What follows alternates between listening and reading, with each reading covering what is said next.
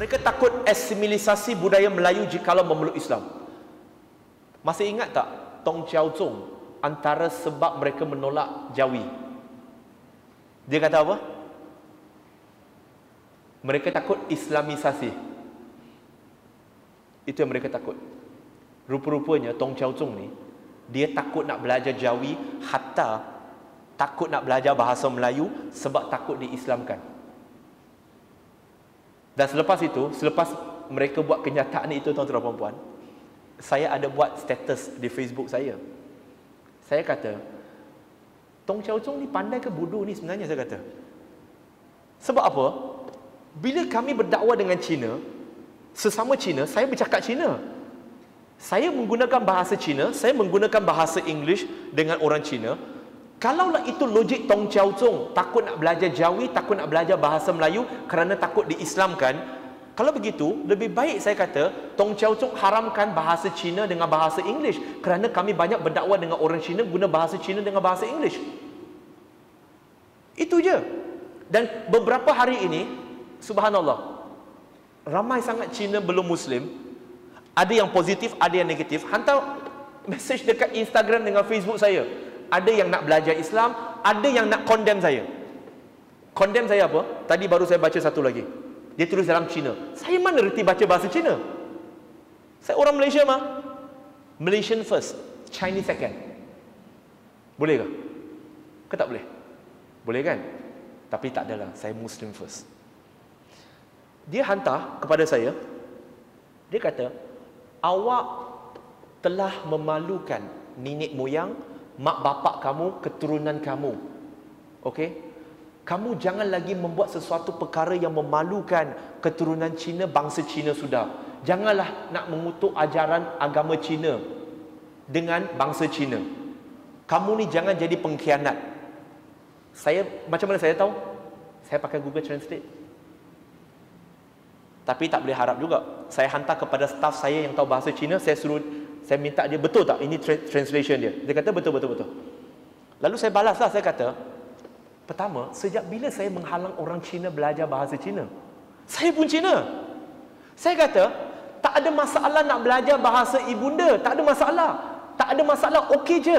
Tetapi saya ada masalah jikalau belajar bahasa ibunda sehingga gagal bercakap bahasa Malaysia, yang bahasa Melayu yang merupakan bahasa kebangsaan, dan itu sekaligus menyebabkan bangsa Cina sukar dan susah untuk mengasimilisasikan diri mereka di dalam Malaysia, dan itu yang jadi masalah. Saya tak ada masalah nak belajar bahasa Cina, teruskan.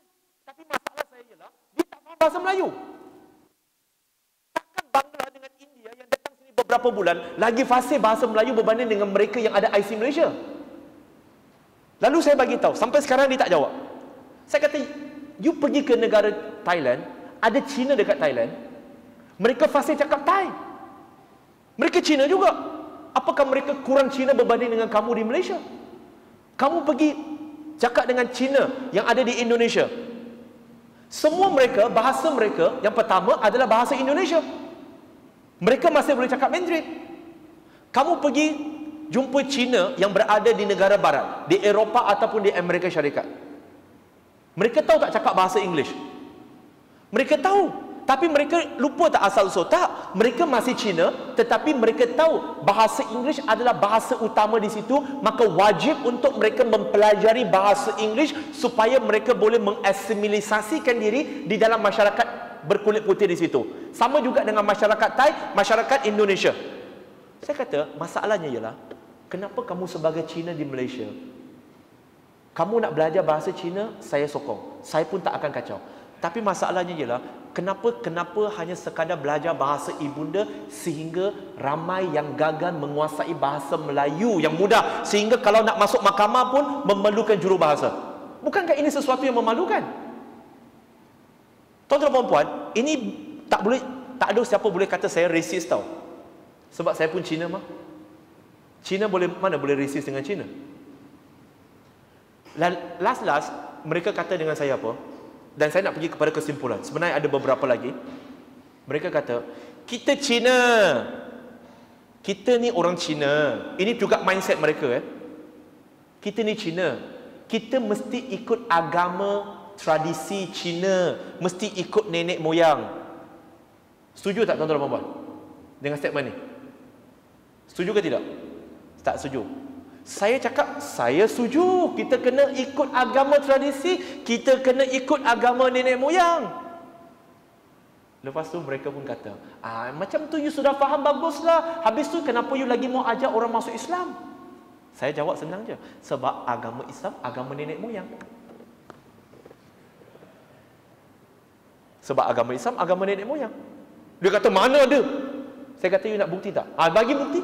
Saya kata, buktinya senang saja. Nah, kalau kamu kata orang Cina dia mesti beragama Buddha ataupun agama Taoism ataupun agama Confucianism, itu agama tradisi. Soalan saya, Lao Tzu, Gong Tzu, mereka lebih kurang 2,800, 3,000 tahun, lebih kurang.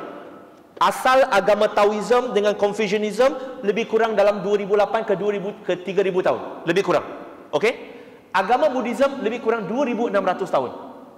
Tapi persoalan saya, bukankah tadi, tuan-tuan dan puan-puan masih ingat tak saya kata bahawa orang Cina berbangga dengan tamadunnya yang berapa tahun? 5,000 tahun. Saya tanya kepada dia. Habis tu, untuk 2,000 tahun sebelum datangnya Lao Tzu dengan Kong Tzu dengan Buddhism, orang Cina ni apa agama tradisi dia? Masalah kamu, saya kata, the problem with you, you stop at a certain level. Kamu berhenti pada agama nenek moyang sekadar pada 3,000 tahun. Tapi asyik mengulangi 5,000 tahun. Habis tu yang 2,000 lagi tahun tu, orang Cina sembah apa? Agama apa? Don't stop there. Dan bagi saya sebagai Muslim, saya kata Islam agama nenek moyang sebab nenek moyang kita adalah Adam dan Hawa. Ya ayuhan nas, inna khalaqnakum min zakari wa unsa. Wahai manusia, kami ciptakan kalian daripada seorang lelaki dan seorang wanita. Itu nenek moyang. Kenapa nak ikut nenek moyang yang itu? Kenapa tak ikut yang paling awal punya nenek moyang? Sekarang tuan-tuan dan puan-puan setuju tak agama Islam agama nenek moyang? Setuju ke tidak? Okey, alhamdulillah. Dah